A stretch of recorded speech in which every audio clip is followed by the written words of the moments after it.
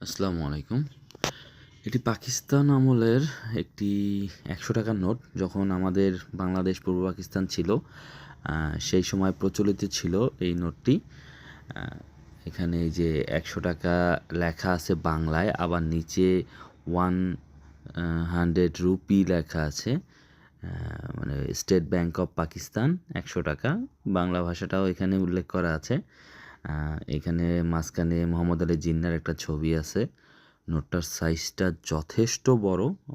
এই যে বাংলাদেশের বর্তমানের ১০০ টাকার একটা নোট, এই নোটটার সাইজের সাথে তুলনা করলেই বুঝতে পারছেন যে সাইজ ওই পুরনো এই ১০০ টাকাটার সাইজটা কত বড়।